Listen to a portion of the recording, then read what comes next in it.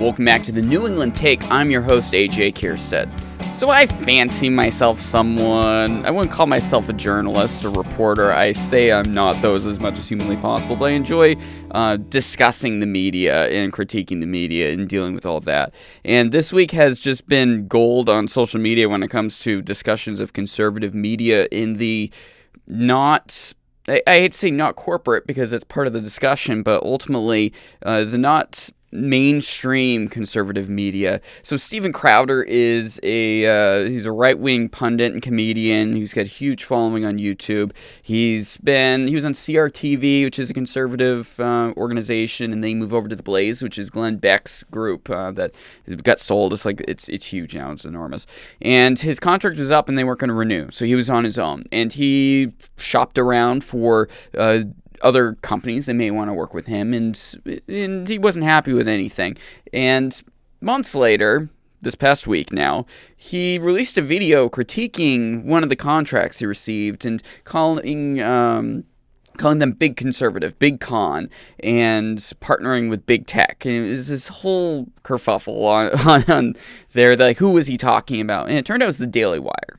If you don't know the Daily Wire, they're a conservative media outlet that was co-founded by Ben Shapiro and Jeremy Boring. Ben Shapiro Show, famous, one of the most popular podcasts in the country and politics world. Michael Knowles, Matt Walsh, they're all part of this. They have their own movie studio that they're building up. They have original reporting that's taking place.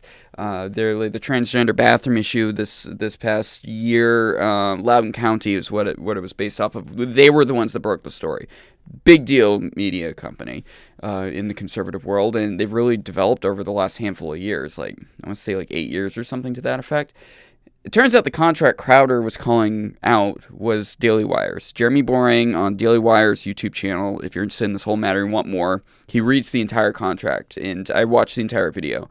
And to me, as someone who's worked on the organization side, interacted with a lot of lawyers over his career, I wasn't terribly surprised by anything in the contract. But it continued to be very divisive across Twitter as people were discussing what's going on, and people started making YouTube videos with their opinions on it.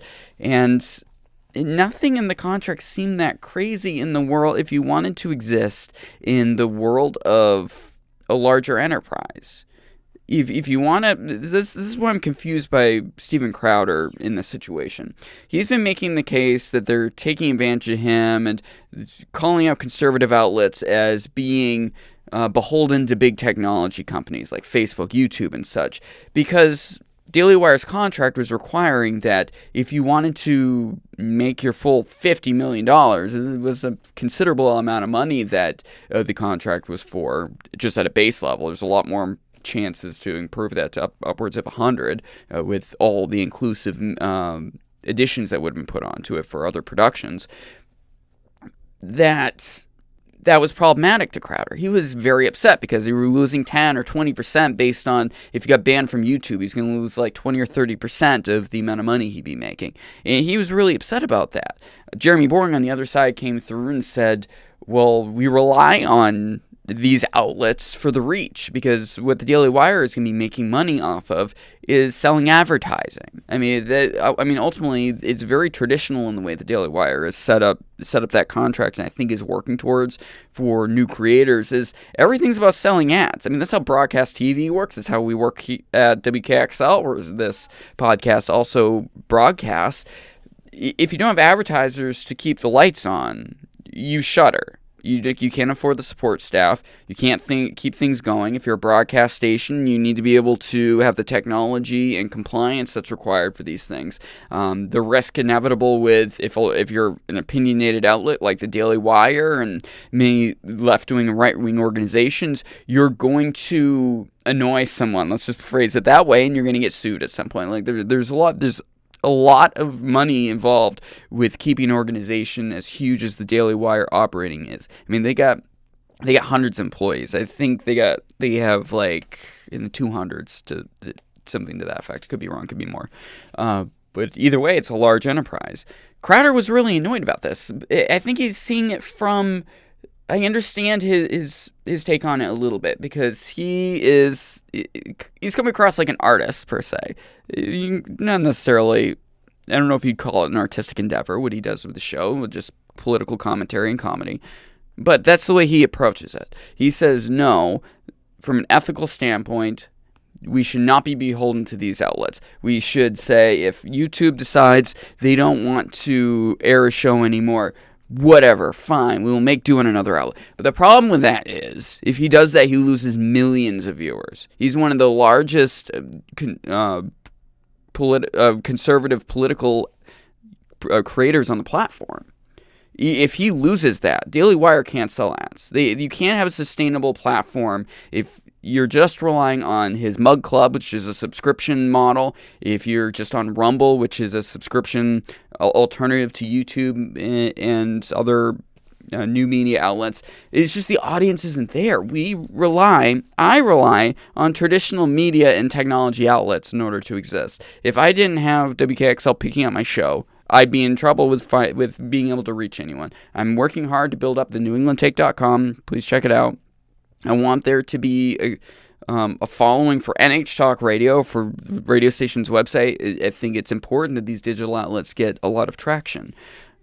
But if you're approaching the Daily Wire, that's where they exist. If they can't have a video, a creator go live on their Facebook channel, they're losing millions of viewers. And if you're losing millions of viewers, you're losing hundreds of thousands of dollars. And the numbers keep escalating statistically from there. Like, it's a considerable amount of money that they rely on. If you see someone advertising on Casey Neistat, if you see someone subscribing on, putting advertising on Peter McKinnon, if you're in the YouTube world, on the political world, it's the same thing. They still rely on these gold salespeople, these clothes companies, like there's Raycons and everything.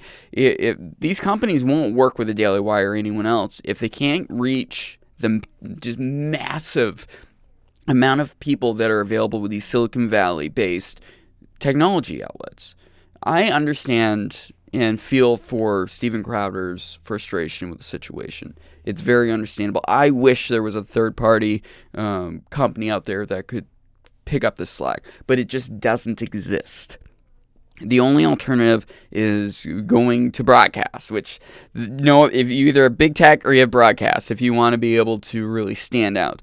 There's no other alternative at this point. It would be amazing if Rumble or if Odyssey, which is partially based out of Manchester, New Hampshire, with a library.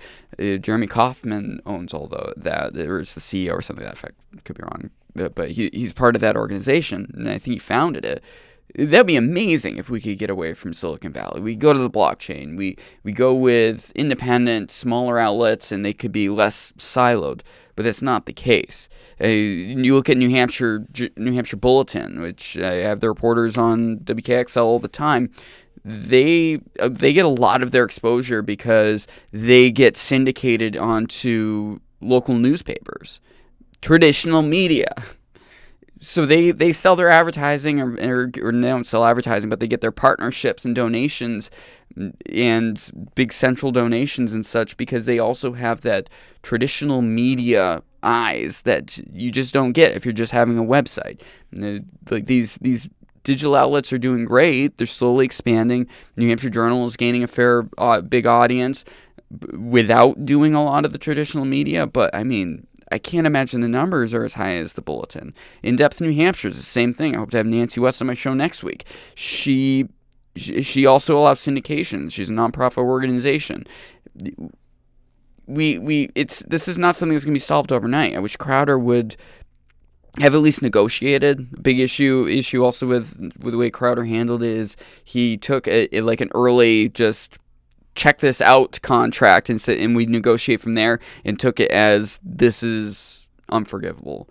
And I think it's kind of sad that he would burn a bridge like that. And I don't think that's the way, if you want to operate in the media landscape, traditional or new, that's the way you're going to succeed. I mean, I hope Crowder and everyone else has a great time getting subscribers with all their subscriptions and such.